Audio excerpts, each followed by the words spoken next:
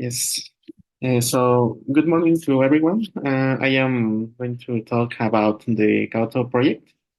This is a leap into space for Mexico. So this is a project is a nanosatellite that is a CubeSat development in Querétaro, and it's part of space technologies that are being developed in the laboratory of National Laboratory of Space Technology and Automotive Engineering in Querétaro as part of the Faculty of Engineering in UNAM. This type of space technologies uh, help us to have some opportunities for young students and the academic community to carry out some developments of, for example, some telemedicine projects and distance education. So uh, talking about the national laboratory, as the Dr. Ferrer talked to us before, this project is part of the laboratory, the national laboratory that is in Querétaro. So we have some facilities with capabilities to create these space systems. So these systems are this is one of the project that is currently developed here. In the state of Querétaro, we have a privileged position in the country because we are among the five factors of development in the aerospace industry in Mexico. But the aerospace have the part of aeronautics part and the space part in the region. So in Querétaro, we have consolidated the industry of aeronautics, but we think that it's time to promote also the development of the space industry. So we are encouraging to promoting the private investment in the state, and of course, generating new jobs in this type of industry. In the Promexico made a SWOT matrix that is an analysis for the aerospace sector in Mexico. We have some strengths, opportunities, uh, weakness, and we have some threats like technological dependence for other countries, and because of that, we have a talent drain of the people that are studying engineering careers principally. So we have new people that are learning this in this industry, but they are going out of the country to other countries, other companies. So we have not the people that are learning these things because these things is already being learned and teach here. But talking about the people that are working in the space industry or aerospace industry, we have less people that are working in this type of things. And of course, the increase of technology gap. We have mostly in the space industry, we have a big gap, like in decades. We have a big gap in this sector. So, of course, we have some area of opportunities. We have the geographic position. Nowadays, we call the near shoring. So we are in a position when where we can have some approaches with some companies from United States to help us to improve our space sector. We have new market niches for these space sectors. For example, the nanosatellite sector. We have several projects going on in our country and outside in different countries. They are working also in this type of small projects. We have some integration with the Latin America industry. We also want to consolidate the region of Latin America for this type of sector space projects because we are in a similar situation in the countries of Latin America. So we think that if we collaborate, we can create interesting things.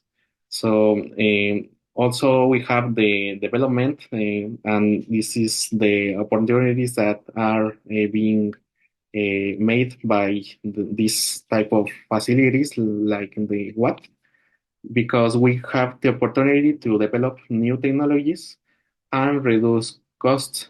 So other companies or in here in the country, we have some interest in investment for this type of projects. So the Kyoto project is an initiative by academics and university students for various universities among the state. So we have also the support of the Secretaría of Desarrollo Sustentable, that is our main sponsor for this project. And the meaning of the Kyoto word means a grasshopper. So we called this project a leap for space because of that. And talking about the Kyoto missions, we have some goals. We have scientific goals, but also we have some goals that are related to the project itself. Some goals are developing of remote sensing capabilities, development of highly specialized human capital. This is the important thing that we are looking for, the human capital that is generated for this project. This mission is made as technology demonstrator because we haven't made so far a space system that is made from scratch here in Mexico. So we are working in some systems that are in this type of development. We have also the goal to strengthen the technological sovereignty of the national space sector. So we have here an image. We have our satellite that is being released by the ESS. So in the beginning of the mission, we have our satellite, and once it's being released, a solar panels array is going to be deployed. So we can see that the panels are in the exterior of the main the the main part of the satellite. And we have some payload on this satellite.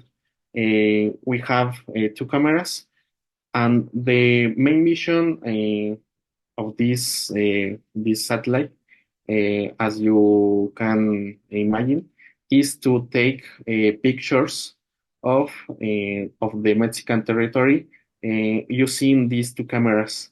These two cameras are for visible light spectrum.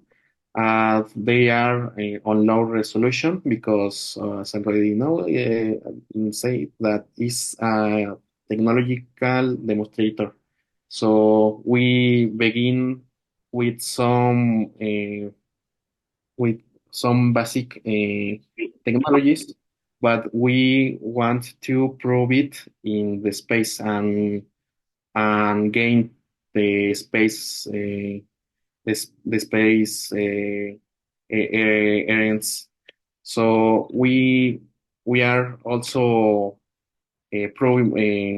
testing some transmission by systems by S-bands and telemetry and test for two type of bands, that is the S-band and the UHF, and also testing a system that is built from scratch, that is the attitude determination and control systems. So we have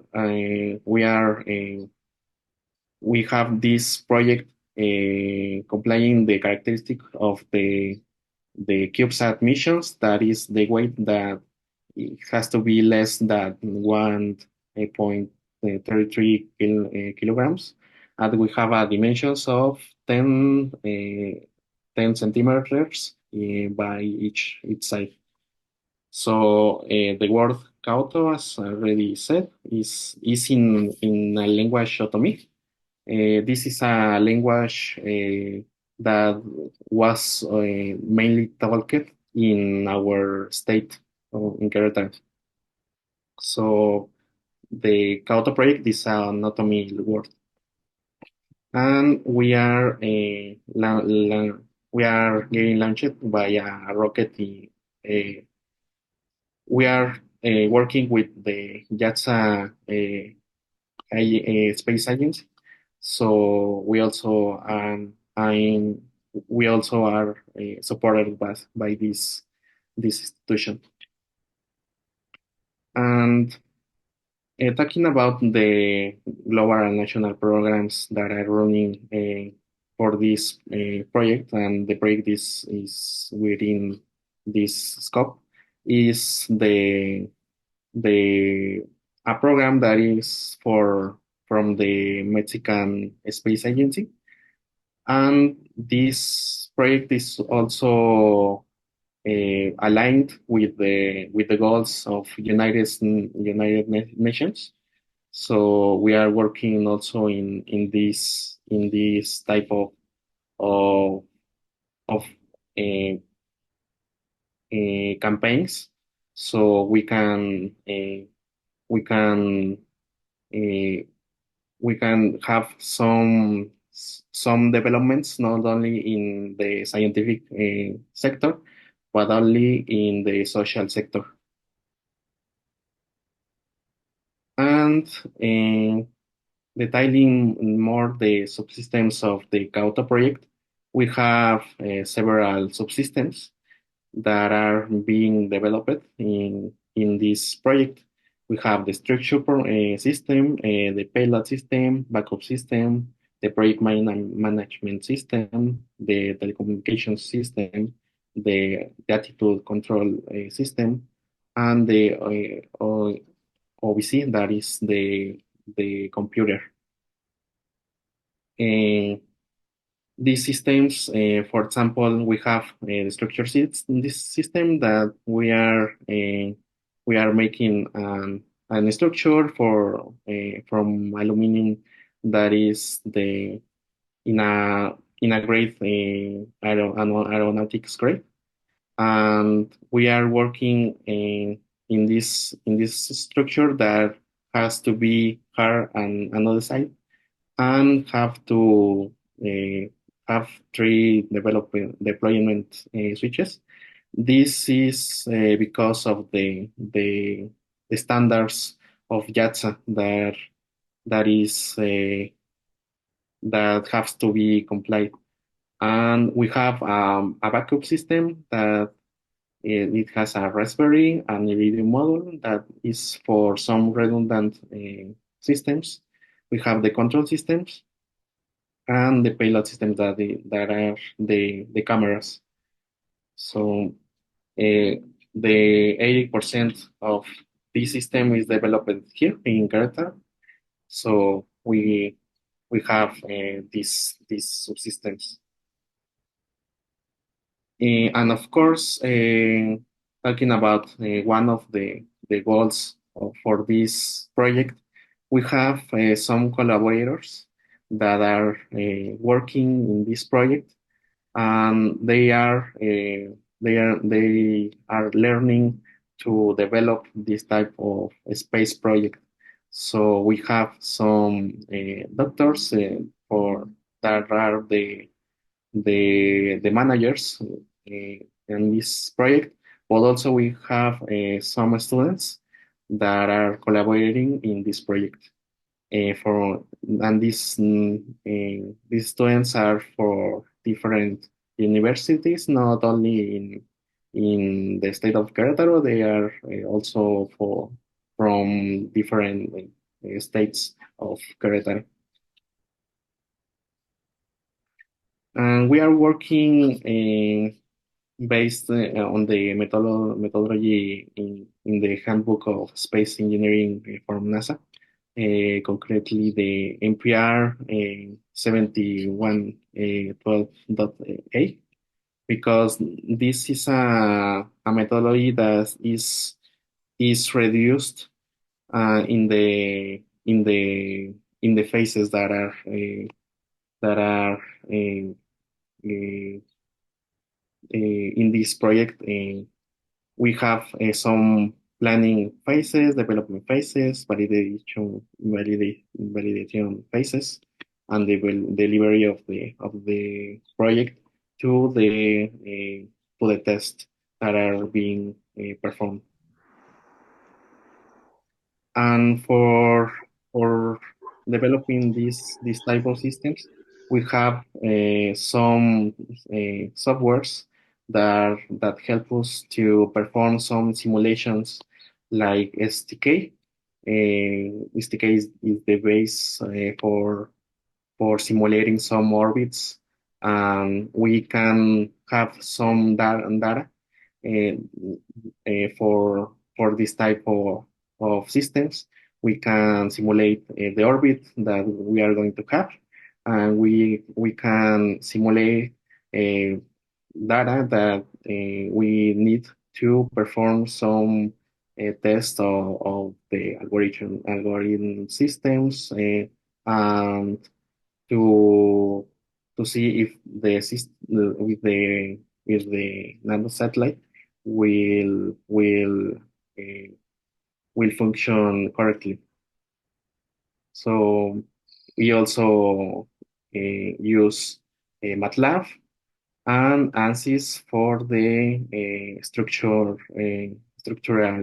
simulations and tests. The structural subsystem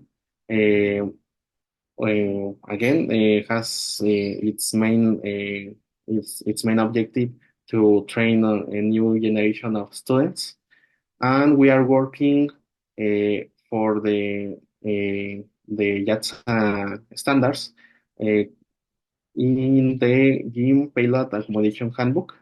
So in this handbook, there are some rules that are to be fulfilled in order to guarantee the functionality of this system.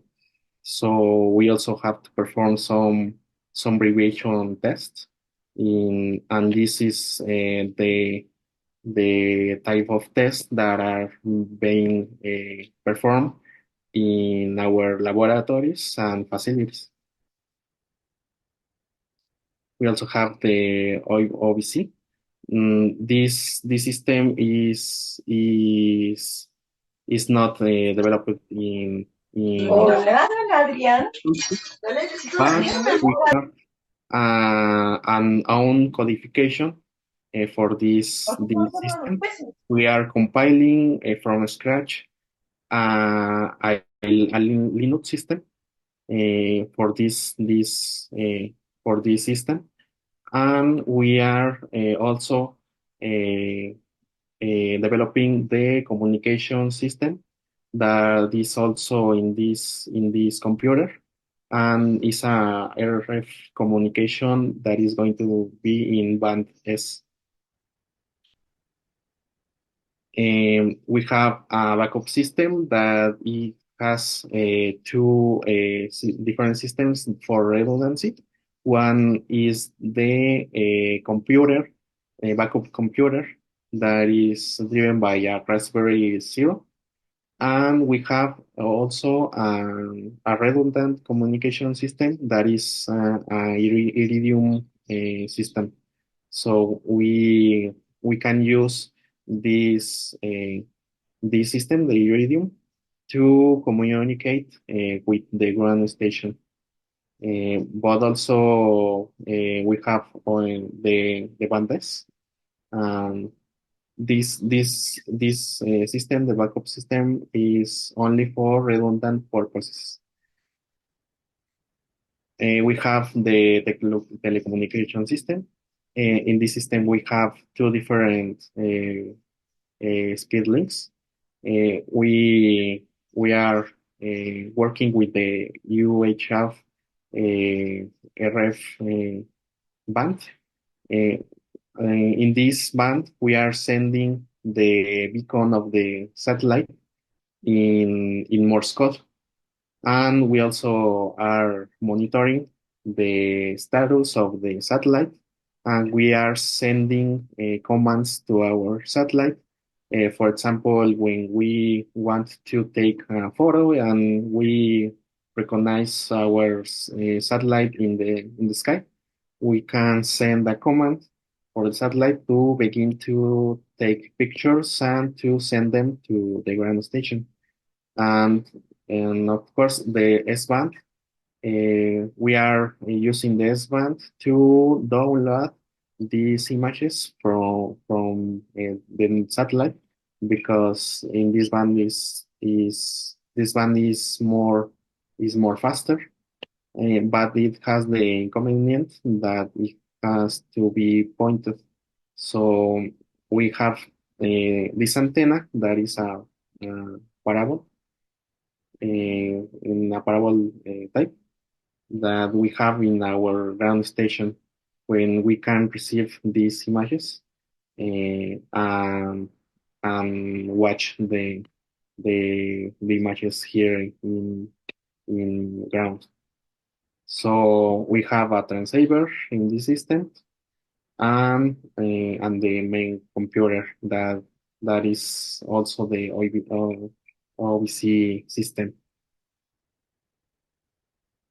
And we have the the beacon Morse code.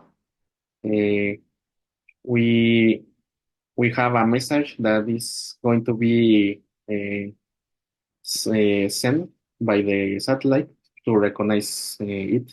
So we have here.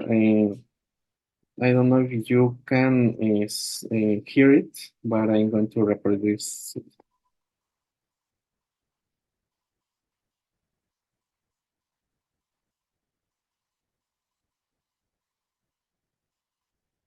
And this Morse code, it says, "Hi, my name is Kaoto Metz," uh, but is translated to the Otomi language, and this is the original phrase that is going to be sent to recognize our satellite.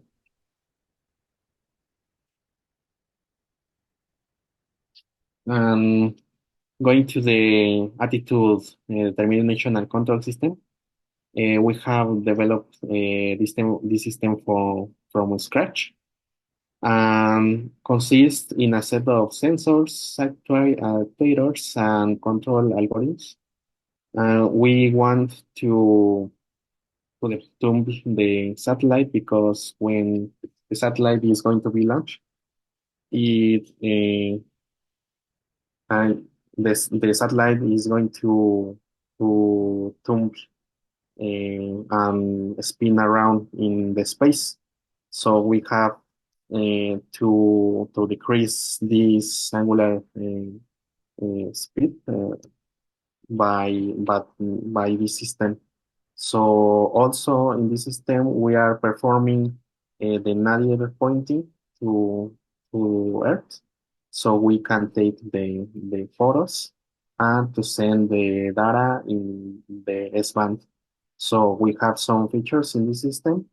We use a GPS, some sensors. We have a magnetometer, and we have the capacity to run 5 magnetometers as our actuators.